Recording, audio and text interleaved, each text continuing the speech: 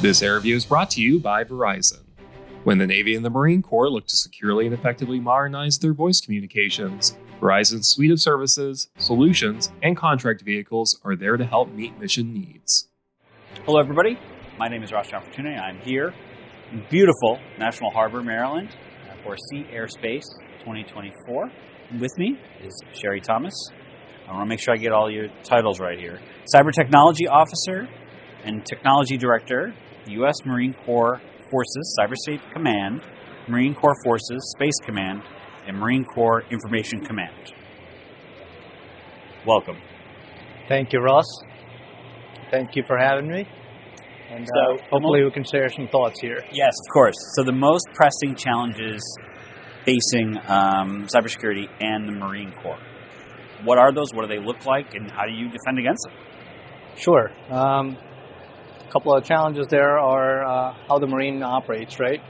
We have two different constructs. One is force design, which most everyone should know about in terms of what are we doing in terms of a stand-in force. Having assured comms, assured command and control to be able to do the mission at the point of need, whether it be on an island chain with a DDIL environment, which is disrupted, degraded, intermittent, low bandwidth, or an enterprise with a lot of bandwidth, a lot of means of communication, but being able to do that in an assured manner so that the information or the data is exchanged with the appropriate encryption or the mechanisms in place that the technology, I mean the hardware or the software, does not become a bottleneck for the end user, because then we lose confidence, or they lose confidence on the information that is being presented, and then we, from the communication side, loses confidence on their ability to use that information in a timely manner to make a timely decision. I want to expand on that a little bit. The import of timely decisions and timely decision making. How integral is that, and how important is it to get it right the first time? It is very critical. It is the utmost, I would believe. But the timeliness of that aspect, right? To make sure the data is not poisoned, the information is provided at the right point, at the right time, for commanders all the way up to the lowest echelons. And this is big for the Marine Corps, right? We task down to the lowest echelon to make appropriate decisions, and they should be able to do that, whether it be position navigation timing, whether it be intelligence, business, warfighting mission areas. All of it needs to be able to come together and so individuals need to make decisions based on the threat landscape, the operations, the logistics that are available, the communication mechanisms that are available, and then how does it tag into another piece is how do we tie into the joint force. Those joint force elements are the other services and also the COCOM elements, right? The combatant commands from the geographic side.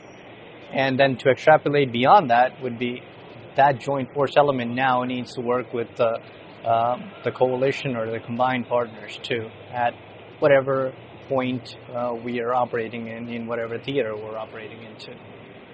You set me up perfectly for the partnerships conversation.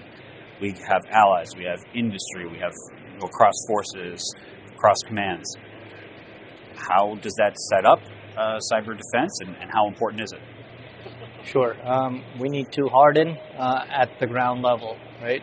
The best approach that the DoD is tracking towards is zero trust.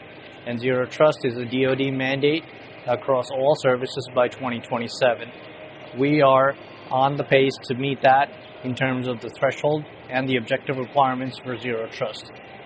And that is across all of the pillars, from the user side in terms of identity, credentialing, and access management, in terms of multi-factor authentication, the entirety of everything in how a user connects into a system, validation, verification, authentication, the device, what is accessible on the device, what's the criticality of that information, what security classification is the information, and then how much does it emanate out that device, And then the network side is everything beyond the device up to, for example, it could be a router, a switch, a satellite constellation, satellite terminal,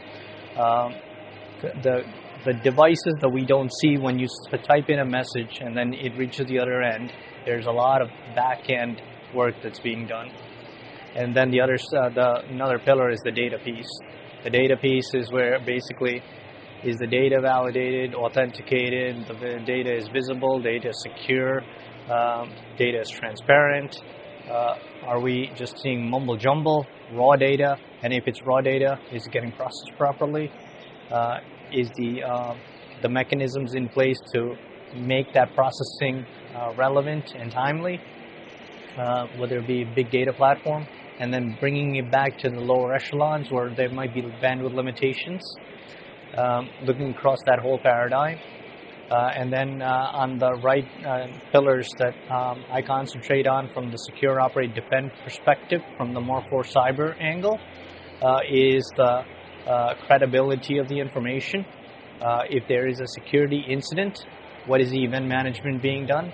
How do we remediate issues that take place or anomalies, behavioral detection? An example is for example, an individual or a user or a device is usually on from 9 to 5 or in the daytime hours on Eastern Standard Time. All of a sudden you see them online at 2 a.m. on the eastern side, but you can see from geographical or geotagging they did not travel to the West Coast or somewhere else.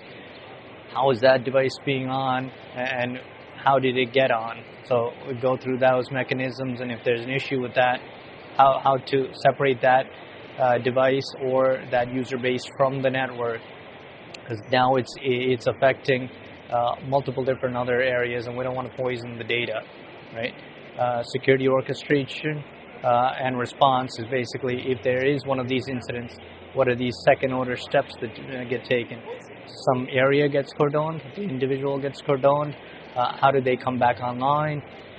We have to look at all of those, and that's where I said in terms of Zero Trust, I'm looking at all of the pillars and how to make that happen, but at the same time, making sure the operational force is still able to do their mission and not having to go back to the enterprise help desk and say, somebody shut off my thing by accident too. We don't want to do that. Right, just because somebody was online at 2 in the morning doesn't mean that they necessarily were doing something wrong, but that's why those things there's a lot of indicators and things like that. I know you're using that as an example, but how is that sort of evolving and learning, and how do you defend against the evolving threats as it goes? So the threats obviously are increasing every day. Bring your own devices, new switches, routers, devices that are getting connected into the network. Need to be able to do a log of an inventory of all of the information that's on there, and trying to figure out based from the point of when it gets onto the enterprise network, what is the behavior of that, and following that, right? We're putting sensors into the network from seabed to space, and seeing where different tangential points are getting overcrowded, over-resourced, or an individual or certain entities are behaving abnormally, if you will, right? And then going back to your point, it might be a one-off, but we also have to recognize that and say, hey, maybe do another authentication and see if you can do that again. So just continually tracking. It's similar to a 3-year-old learning how to walk. You're going to keep them on a leash, for example, right? And then you get a shorter and shorter leash if they're not authenticating or doing something or following, misbehaving to the level where now either I'm hand-holding you or I'm saying don't come with me anymore. Right? Yeah, and certainly you don't want I love that analogy. You certainly don't want the 3-year-old running amok, and certainly in the same way you don't want a device that's a problem running amok as well. That's great. Thanks so much for doing this. Sure. Thank you. Thanks for having me.